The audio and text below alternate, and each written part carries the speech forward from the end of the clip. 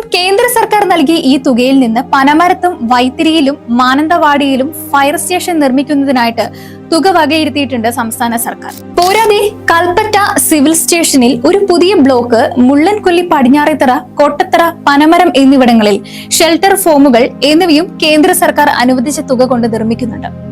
ഇതുകൂടാതെ സ്കൂൾ കെട്ടിടങ്ങൾ, ആശുപത്രി, 110 kV സബ്സ്റ്റേഷൻ എന്നിവ കൂടാതെ 6 ഹെലിപാഡുകളും അപ്രോച്ച് റോഡുകളും ഈ തുക കൊണ്ട് നിർമ്മിക്കുന്നുമുണ്ട്.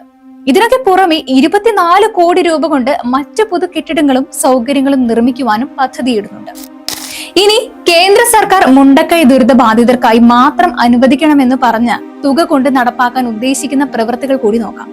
ഒന്നുകൂടെ പ്രത്യേകം പറയട്ടെ, വയനാട് ദുരന്തത്തിൽപ്പെട്ടവർക്ക് മാത്രമായി ചെലവഴിക്കുന്നതിനായിട്ട് അനുവദിച്ച തുകയാണിത്. ചൂരൽമലയിലെ മൃഗാശുപത്രി നിർമ്മാണം 2 കോടി രൂപ, ചൂരൽമല ഹെൽത്ത് സബ് സെന്റർ നിർമ്മാണം 5 കോടി രൂപ, ചൂരൽമലയിലെ പാൽ സൊസൈറ്റി ബിൽഡിംഗ് നിർമ്മാണം 3 കോടി രൂപ, ചൂരൽമല അംഗൻവാടി നിർമ്മാണം 50 ലക്ഷം രൂപ, വില്ലേജ് ഓഫീസിന്റെയും ജീവനക്കാർക്കുള്ള 2 സ്റ്റാഫ് ക്വാർട്ടേഴ്സിന്റെയും നിർമ്മാണത്തിന് 2 കോടി രൂപ എന്നിങ്ങനെ പോകുന്നു ആ ചിലവുകൾ.